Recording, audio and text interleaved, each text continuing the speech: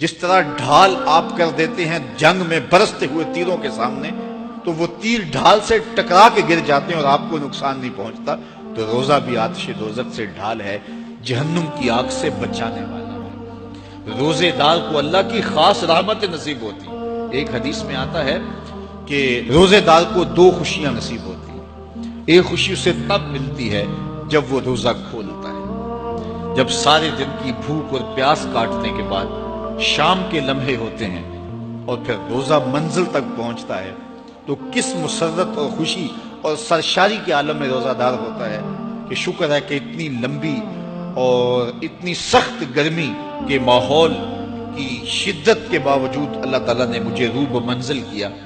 تو اس وقت ایک احساس اس کے ساتھ جڑا ہوتا ہے، اور پھر جب وہ ٹھنڈا اور میٹھا مشروب اپنے کام و دہن میں ٹپکاتا ہے اور وہ ٹھنڈا میٹھا مشروب اس کی رگوں کو تر کرتے ہوئے معدے کی طرف بڑھ رہا ہوتا ہے، اس کی زبان بولے نہ بولے دل اللہ کا شکر ادا کر رہا ہوتا ہے، اس کا ایک ایک عضو بدن رب کا شکرانہ ادا کر رہا ہوتا ہے۔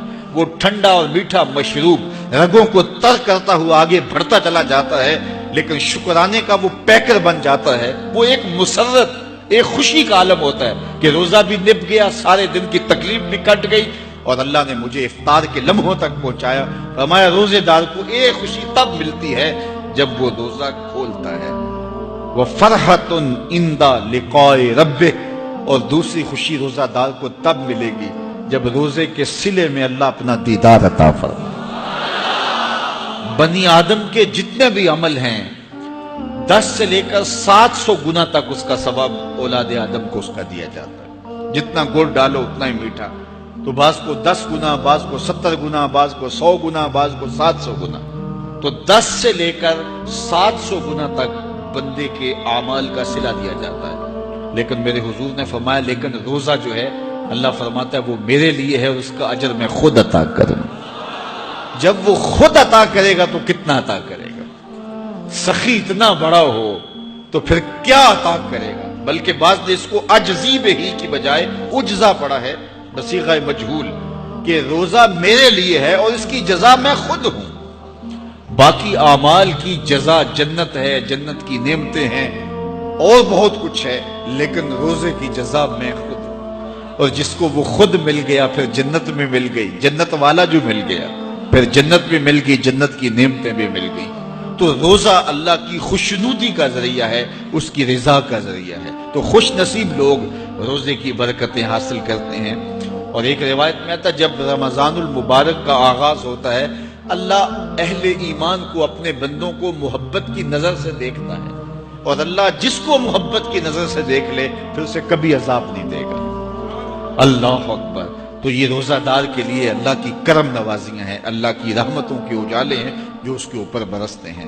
تو میں اور آپ اس ماہ انور کو، اس ماہ نور کو اس طرح سے گزاریں کہ ہمارے اندر کے پاپ دھل جائیں، ہماری غلاظتیں گناہوں کی مٹ جائیں، ہمارا سینہ صاف ہو جائے، ہم اہل ایمان کے لیے کشادہ دل ہو جائیں، ہمیں جو ہے وہ جھوٹ سے، تکبر سے، بخل سے، ریا سے اور دیگر امور بد سے اجتناب کرنے کی عادت پڑ جائے۔ روزہ جو سکھانا چاہتا ہے ہم وہ اس سے سیکھ لیں، اور روزے کی برکات ضبط نفس کی صورت میں ہمیں نصیب ہو جائیں، تو ہم روزے کے بعد بھی، ماہ سیام کے گزرنے کے بعد بھی ایک نئی زندگی لے کر، ایک تازگی لے کر، ایک نور و روشنی لے کر کے جو ہے وہ معاشرے کے، اسلامی معاشرت کے ایک اہم فرد کی صورت کے اندر جو ہے وہ سامنے آئیں۔ تو اللہ اس ماہ سیام کی برکتیں ہمیں نصیب فرمائے۔ ہر سال مہینہ آتا ہے، گزر جاتا ہے، ہم پورا مہینہ بھوک کاٹتے ہیں اور پھر وہاں کے وہاں ہی کھڑے رہتے ہیں، تو پھر ہمیں سوچنا چاہیے، لیکن اگر تبدیلی آتی ہے تو پھر شکریہ ادا کرنا چاہیے۔ آج کی اس تاریخ میں ہم عزم کر کے اٹھیں کہ ہمارا یہ ماہ سیام ہماری زندگی میں ایک